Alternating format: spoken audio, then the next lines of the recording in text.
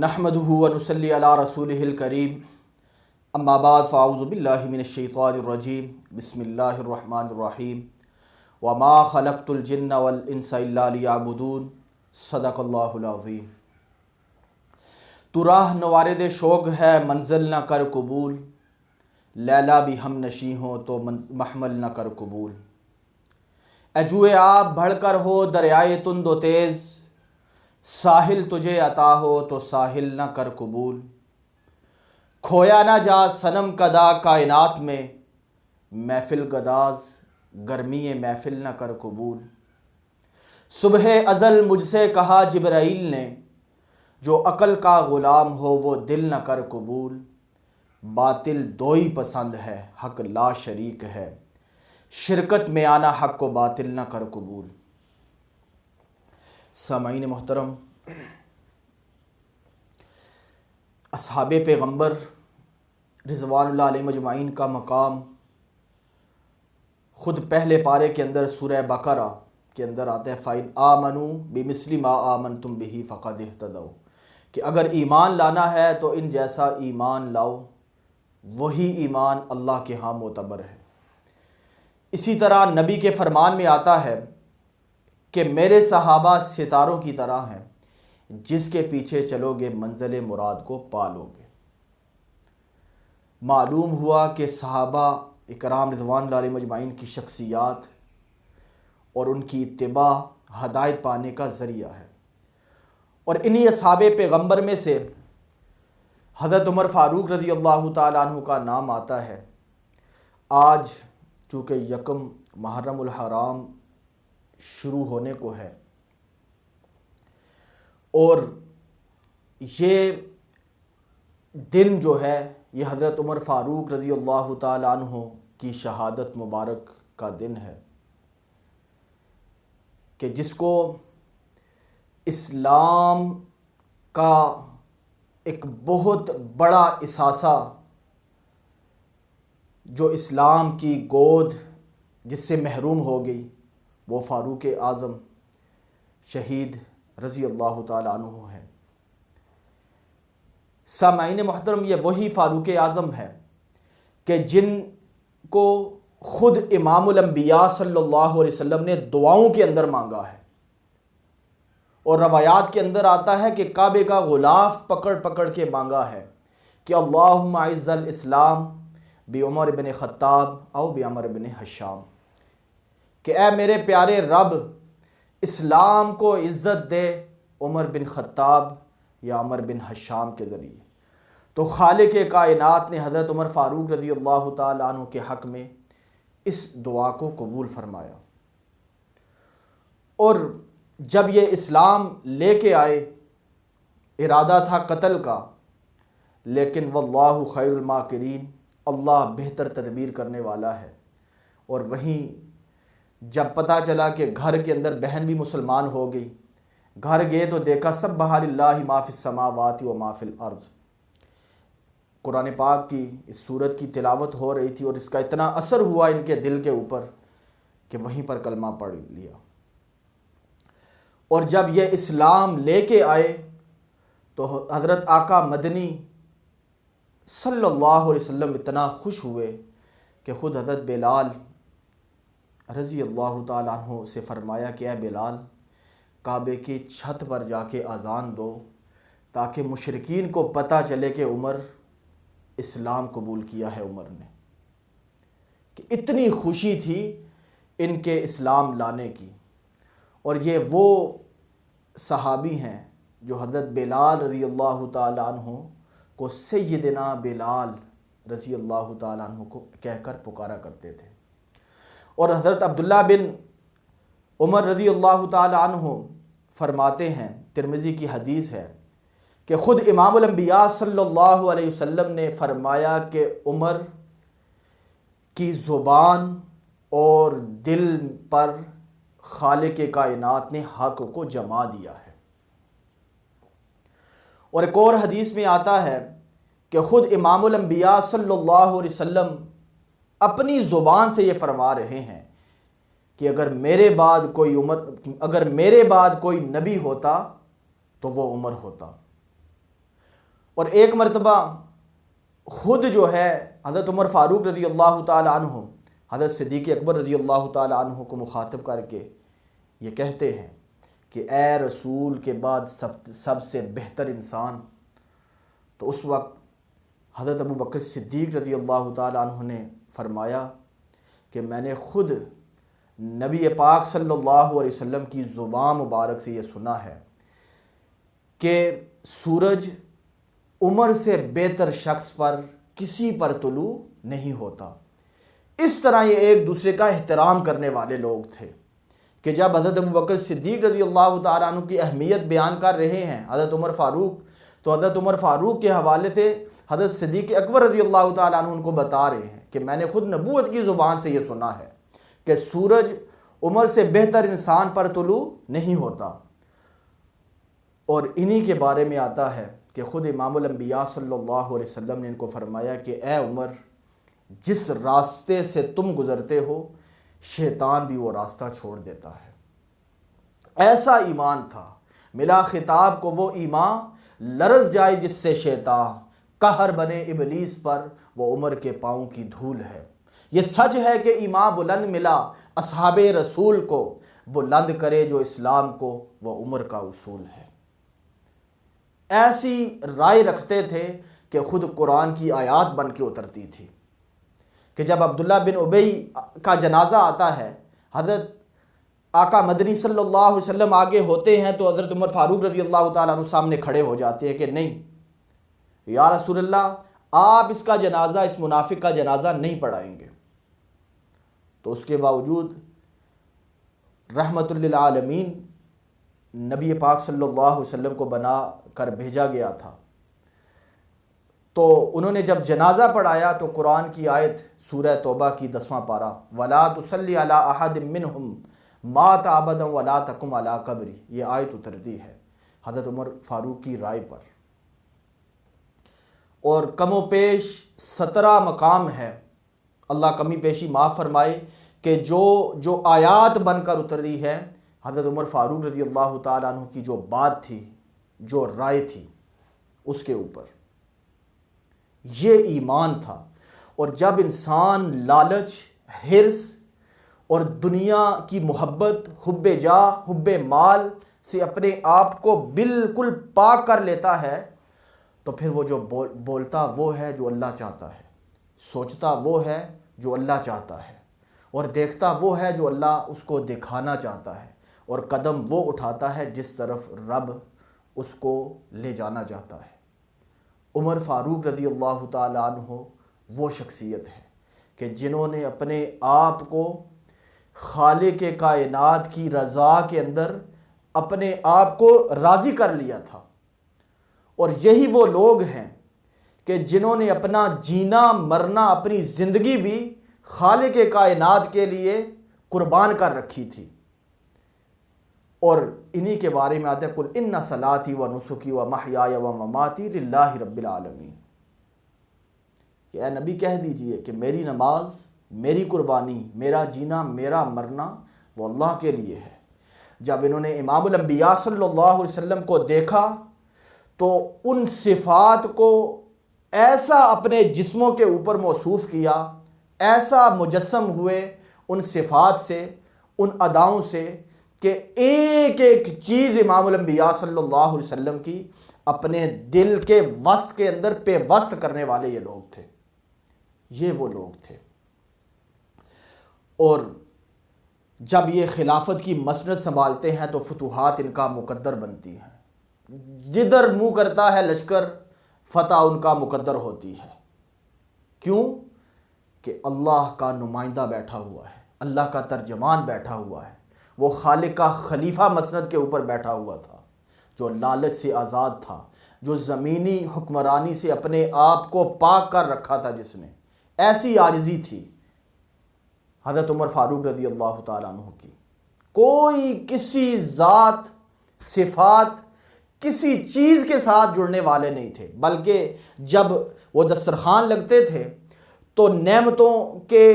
انبار جب سامنے دیکھے تو اس وقت یہ دسترخوان کے اوپر یہ روتے تھے کہ وہ جو امام الانبیاء صلی اللہ علیہ وسلم نے ہم سے وعدے کیے تھے، کیا خالق کائنات نے دنیا کے اندر تو وہ وعدے ہمارے مقدر نہیں کر دیے؟ وہ تو جنت کے لیے تھے۔ آج ہم سب کچھ ہونے کے باوجود بھی ناشکری کرتے ہیں۔ آج ہمارا انگ انگ خالق کائنات کے نعمتوں سے ڈوبا ہوا ہے، لیکن اس کے باوجود ہم اللہ کی ناشکری کرتے ہیں۔ حدیث پاک کے اندر آتا ہے لم یشکر الناس لم یشکر اللہ، کہ جو لوگوں کا شکریہ ادا نہیں کرتا وہ اللہ کا شکر ادا بھی نہیں کر سکتا۔ اور قرآن پاک کی آیت وَإِذْ تَأَذَّنَ رَبُّكُمْ لَئِن شَكَرْتُمْ لَأَزِيدَنَّكُمْ وَلَئِن كَفَرْتُمْ إِنَّ عَذَابِي لَشَدِيدٌ، کہ جو ہے شکر سے روگردانی کرتا ہے، جو شکر کرتا ہے میں اس کے اوپر نعمتیں اور بڑھا دیتا ہوں، اور جو ناشکری کرتا ہے میرا عذاب بڑا سخت ہے۔ سامعین محترم، تاریخ کے اندر اسی شکر گزار بندے کا، اسی مرد رجال کا ایک واقعہ آتا ہے کہ جب حضرت عمر فاروق رضی اللہ تعالیٰ عنہ خلافت کی مسند پہ بیٹھے ہوئے ہیں اور فتوحات جہاں اصحاب پیغمبر کا لشکر جاتا ہے فتح یقینی ہوتی ہے۔ حضرت ابو عبیدہ بن جراح رضی اللہ تعالیٰ عنہ کا لشکر جب شام کو فتح کرتے ہوئے ان کی فوجیں بیت المقدس فلسطین کے اندر داخل ہوئیں، تو اس وقت عیسائی وہ ایک قلعہ کے اندر محصور ہو کے رہ گئے۔ یہ 16 ہجری کا واقعہ ہے۔ تو اس وقت ان کے درمیان جو معاہدہ ہوا تو ان کی طرف سے ایک یہ شرط تھی کہ جب تک آپ کا امیر المؤمنین، آپ کا خلیفہ نہیں آتا، ہم بیت المقدس کی چابیاں اس وقت تک آپ کو نہیں دیں گے۔ اب جب یہ معقول بات تھی تو فوراً قاصد وہاں سے آتا ہے۔ حضرت عمر فاروق رضی اللہ تعالیٰ عنہ کے پاس جب یہ خبر آتی ہے تو یہ نکلنے کا ارادہ کر لیتے ہیں۔ تو اس وقت ان کے ساتھ ایک غلام اور ایک سواری ہوتی ہے۔ اب یہاں پر بھی حاکم کو دیکھیں نظر کیا ہے اس کی،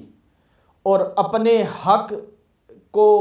اور اسی طرح جو ان کے ماتحت ہے کلکم راع و کلکم مسئول عن رعیتہ، کہ ہر کوئی تم میں سے نگہبان ہے، اس سے اس کے نگہبان کے بارے میں پوچھ ہوگی۔ جو اس کا ماتحت ہے اس سے، اس کا جو حاکم ہے اس سے پوچھ ہوگی۔ ان کے نظر میں یہ نبی کا فرمان بھی تھا۔ تو کیا فرماتے ہیں کہ سواری کا بھی حق ہے اور تمہارا مجھ پر حق ہے اور میرا تم پر بھی حق ہے۔ تو تقسیم ہو جاتی ہے کہ کچھ جو ہے میں نے جب یہ سفر شروع کرنا ہے تو کچھ دیر میں سواری کروں گا اور تم لگام تھامو گے، اور پھر تم سواری کرنا، میں لگام تھام لوں گا، اور کچھ وقت کے لیے سواری کو خالی رکھنا ہے تاکہ ہم دونوں جب بیٹھیں تو اس کی پیٹھ نہ توڑ دیں۔ اس کا بھی حق ہے ہمارے اوپر۔ اور اسی کے بارے میں، اسی واقعے کے حوالے سے ایک شاعر کیا خوب الفاظ لکھتا ہے، منظر کشی، کہ کرے سوار اونٹ پر اپنے غلام کو، پیدل ہی خود چلے وہ آقا تلاش کر۔ اب جب یہ وہاں پہنچتے ہیں تو آگے لاؤ لشکر مسلمانوں کے کھڑے ہوتے ہیں اور ان کا استقبال ہوتا ہے۔ تو کیا دیکھتے ہیں، تے بند باندھا ہوا ہے اور پیمند لگے ہوئے ہیں۔ تو حضرت ابو عبیدہ بن جراح رضی اللہ تعالیٰ عنہ کہنے لگے کہ اے امیر المؤمنین، کل آپ نے، یہ روم والے لوگ بڑے تمدن والے، ثقافت والے لوگ ہیں، اور کل بڑے بڑے لوگوں سے آپ کی ملاقاتیں ہونی ہیں، تو آپ تھوڑا سا ڈھنگ کا لباس پہن کر ان کے سامنے بیٹھیں تاکہ ہماری عزت ہو۔ تو اس وقت حضرت عمر فاروق رضی اللہ تعالیٰ عنہ کیا جواب دیتے ہیں؟ معیار کیا تھا؟ آج ہمارا معیار کیا ہے کامیابی کا؟ کہ بڑا پیسہ مل جائے تو ہم اس کو کامیاب سمجھتے ہیں، بڑی کوٹھی مل جائے تو ہم اس کو کامیاب سمجھتے ہیں، گاڑیاں زیادہ ہوں تو ہم اس کو کامیاب سمجھتے ہیں، عہدہ بڑا مل گیا تو ہم اس کو کامیابی کی علامت سمجھتے ہیں۔ یہاں کیا کامیابی کی علامت ہے؟ جو نبی کے جانثار ہیں ان کے ہاں کامیابی کیا ہے؟ معیار کیا ہے کامیابی کا؟ فرمایا اے ابو عبیدہ، کاش یہ جو بات تم نے کہی ہے یہ میں کسی اور کے منہ سے سنتا، تم نے یہ بات نہ کہی ہوتی، ہم تو ذلیل لوگ تھے، ہم تو گمراہ لوگ تھے، اسلام کے اندر آئے ہیں تو اللہ نے ہم کو عزت دی ہے، آج تم یہ چاہتے ہو کہ میں یہ کہوں اور اس کو چھوڑ کر کسی اور کو عزت کا معیار بناؤں؟ اور اللہ کی قسم اگر ہم نے اسلام کو چھوڑ کر کسی اور چیز کے اندر عزت تلاش کی تو اللہ ہمیں ذلیل و خوار کر دے گا۔ اب یہ بات آگے سے آتی ہے، کیا پیاری بات تھی، وہ کیوں نہ فتوحات ہوں، کیوں نہ رب کی مدد ان کے ساتھ ہو کہ جو ظاہری چمک دمک سے بے نیاز ہو چکے تھے وہ اللہ کی رضا کا پروانہ ہاتھ کے اندر اٹھائے ہوئے تھے۔ غرض بیت المقدس جو ہے ان کے ہاتھ میں وہ چابیاں دے دی جاتی ہیں، کوئی جنگ نہیں ہوتی، کوئی بڑے جو ہے لشکر آمنے سامنے نہیں ہوتے، ایسا روب تھا ان کا، ایسا دبدبا تھا ان کا، اللہ نے ایسی صفات سے ان کو موصوف کیا تھا۔ اور جب آخری وقت آتا ہے حضرت عمر فاروق رضی اللہ تعالیٰ عنہ کا شہادت کا، اور خود ان کی دعا یہ تھی اللہم ارزقنی شہادتا فی سبیلک واجعل موتی فی بلد حبیبک، کہ اے میرے رب مجھے نبی کے شہر کی موت عطا فرمانا اور شہادت کی موت عطا فرمانا۔ اور دل یہ چاہتا تھا کہ اے یا اللہ میں نبی کا شہر بھی نہیں چھوڑ سکتا، لیکن حسرت یہ بھی ہے کہ میں شہادت کی موت مجھے نصیب ہو۔ اللہ نے یہ دونوں حسرتیں حضرت عمر فاروق رضی اللہ تعالیٰ عنہ کے حق میں قبول فرمائی کہ صبح کی نماز میں حسب معمول جب وہ آتے ہیں، جائے نماز میں کھڑے ہوتے ہیں، تو ابو لؤلؤ فیروز جو مغیرہ بن شعبہ کا غلام تھا، اس نے ایک مرتبہ حضرت عمر فاروق رضی اللہ تعالیٰ عنہ کو یہ کہا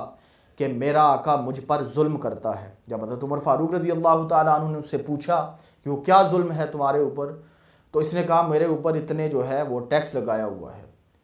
تو جب انہوں نے تفصیل پوچھی تو اس کے بعد انہوں نے کہا کہ نہیں، کوئی ظلم نہیں ہے، یہ تو تمہارا جو حق ہے وہ تو تم لے رہے ہو، تم وصول کر رہے ہو۔ تو اس کے بعد اس کو جب پیشے کا پوچھا تو انہوں نے اس کو کہا کہ تم میرے لیے ایک چکی بناؤ۔ تو اس نے کہا کہ میں آپ کے لیے ایسی چکی تیار کروں گا جس کا ذکر مشرق مغرب میں پھیل جائے گا۔ اب جب یہ بات کی، دور اندیش تو یہ تھے، ان کی رائے کے اوپر قرآن اترتا تھا، تو اب یہ کہہ کہ جب چلا گیا تو کافی رستہ طے کیا تو ان کی نظریں اس کا تعاقب کر رہی تھی، ساتھ اصحاب پیغمبر کھڑے ہوئے تھے، انہوں نے فرمایا کہ یہ شخص مجھے دھمکی دے کے گیا ہے قتل کی۔ تو اصحاب پیغمبر رضوان اللہ علیہم اجمعین نے کہا کہ امیر المومنین اس کو پکڑ کے گرفتار کروا لیں، قید کروا دیں۔ کہا کہ نہیں، وہ لوگ شک شبہ کی بنیاد پر کسی کے اوپر اپنا تسلط جمانے والے لوگ نہیں تھے، کیونکہ کوئی ثبوت نہیں تھا، پھر بھی انہوں نے جو ہے اس کو آزاد چھوڑا۔ ظاہری وہ بالکل دھمکی دے چکا تھا، لیکن جب صبح کی نماز میں اس نے حملہ کیا، پے در پے جو ہے خنجر کے وار کیے 6-7، تو حضرت عمر فاروق رضی اللہ تعالیٰ عنہ گر گئے۔ تو اس وقت ایک بھگدڑ مچ گئی مسجد نبوی کے اندر۔ تو حضرت عمر فاروق رضی اللہ تعالیٰ عنہ نے صحابہ اکرام رضوان اللہ علیہم اجمعین میں سے حضرت عبد الرحمن بن عوف کو آواز دی کہ آ کے نماز کی تکمیل کرے، مکمل کرے۔ اب جب وہ آئے تو ادھر سے جو ہے صحابہ اکرام ان کو پکڑنے لگ گئے، ابو لؤلؤ فیروز کو، اور ایسا ماہر جنگجو تھا کہ اس دوران بھی 12-13 جو اصحاب ہیں ان کو اس نے شدید زخمی کر دیا۔ پھر ایک صحابی نے اس کے اوپر کمبل ڈالا تو اس نے اپنے آپ کو خنجر مار کے خودکشی کر دی تاکہ کوئی ثبوت ہی نہ رہے۔ یہ واقعہ تھا۔ حضرت عمر فاروق رضی اللہ تعالیٰ عنہ جب وہ زخم سے خون رسنے لگا، جو وہ کھانا کھاتے تو زخموں سے باہر آ جاتا، تو آخری وقت جب آیا تو اپنے بیٹے حضرت یحییٰ بن ابی راشد نصری رحمۃ اللہ علیہ حیات الصحابہ 3 جلد صفحہ 52-53 کے اندر لکھتے ہیں کہ حضرت عمر فاروق رضی اللہ تعالیٰ عنہ نے جب حضرت عبداللہ بن عمر جو ان کے بیٹے تھے ان کو بلایا اور یہ نصیحت کی، بلکہ وصیت کی کہ اے میرے بیٹے، جب یہ دیکھو کہ میں اس دنیا سے میری روح پرواز کرنے لگی ہے، آخری وقت ہے، نزع کا عالم شروع ہے، تو اس وقت تم میرے قریب آ کر میری پیٹھ پر اپنا گھٹنا رکھ لینا اور مجھے میرے پیشانی پر اپنا دایاں ہاتھ اور بایاں ہاتھ میری ٹھوڑی پر رکھنا، اور دیکھو جب میری روح پرواز کر گئی تو میری آنکھیں بند کر دینا۔ تو اپنے بیٹے کو نصیحت کی تو اپنے بیٹے حضرت عبداللہ بن عمر رضی اللہ تعالیٰ عنہ سے فرمایا کہ مجھے سادہ کفن پہنانا، اس لیے کہ اگر اللہ کے ہاں میرے لیے خیر مقدر ہے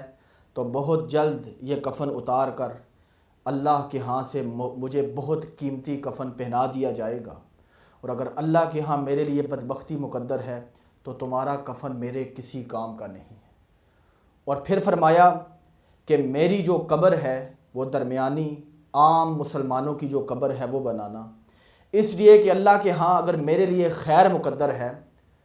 تو بہت جلد وہی قبر تا حد نگاہ میرے لیے وسیع ہو جائے گی، اور اگر اللہ کے ہاں میرے لیے شر مقدر ہے، بدبختی مقدر ہے، تو وہی قبر جو تمہاری وسعت والی قبر ہے وہ میرے اوپر تنگ پڑ جائے گی۔ اور کہا کہ میرے جنازے کے ساتھ کسی عورت کو جانے نہ دینا، اور میرے اندر جو کوئی صفت نہیں ہے وہ لوگوں کے اندر بیان نہ کرنا، اس لیے کہ میرا پیارا رب مجھے تم سے زیادہ جانتا ہے۔ اور آخری بات یہ کہی کہ مجھے جلدی قبر کی طرف لے کے جانا، اس لیے کہ اگر اللہ کے ہاں میرے لیے کامیابی خیر مقدر ہے تو میں یہ چاہتا ہوں، میری حسرت ہے کہ میں بہت جلد اس خیر کی طرف لوٹ کے چلا جاؤں، اور اگر شر مقدر ہے تو تم وہ بوجھ کیوں اپنے کندھوں پر اٹھانے کے اوپر مصر ہو کہ جس کا بوجھ تم خود برداشت نہیں کر سکتے۔ یہ وہ حکمران ہے 22 لاکھ مربع میل کے اوپر جس کی حکومت ہے، اور اس کی بات کیا ہے، اور اپنے بیٹے کو نصیحت کیا ہے، وصیت کیا کی جا رہی ہے۔ یہ وہ لوگ تھے کہ جن کے بارے میں خالق کائنات نے قرآن کے اندر فرمایا رضی اللہ عنہم ورضوا عنہ، کہ اللہ ان سے راضی ہو گیا اور وہ اللہ سے راضی ہو گئے۔ یہ وہ جنتی لوگ تھے۔ اور حضرت عمر فاروق رضی اللہ تعالیٰ عنہ کی جب شہادت ہوئی تو اس وقت ان کی وصیت یہ بھی تھی کہ انہوں نے زندگی کے اندر تو حضرت عائشہ رضی اللہ تعالیٰ عنہ سے پوچھا تھا، لیکن پھر شہادت کے بعد خود یہ وصیت فرمائی کہ میری چارپائی خود حضرت عائشہ رضی اللہ تعالیٰ عنہ کے حجرے کے سامنے رکھ کے ان سے اجازت مانگنا، کہ ہو سکتا ہے کہ میرے ہار کی وجہ سے یا میری حکمرانی یا مسند کا لحاظ رکھ کے انہوں نے اجازت دی ہو، تو اس کے بعد دوبارہ شہادت کے بعد اپنے بیٹے کو یہ کہا کہ میرے جانے کے بعد دوبارہ جو ہے تم نے اجازت مانگنی ہے۔ پھر دوبارہ اجازت مانگی تو پھر نبی پاک صلی اللہ علیہ وسلم حضرت صدیق اکبر رضی اللہ تعالیٰ عنہ کے ساتھ ان کو سپرد خاک کیا گیا۔ یہ وہ لوگ تھے ایک دوسرے کا احترام کرنے والے، نبی صلی اللہ علیہ وسلم کے گھر والوں کا احترام کرنے والے۔ اللہ رب العزت ہمیں بھی ان جیسی صفات اپنانا تو ناممکن ہے، ان کا نقش قدم ہمیں عطا فرمائے، جو کچھ کہا سنا اس پر عمل کرنے کی توفیق عطا فرمائے۔ وما علینا الا البلاغ المبین۔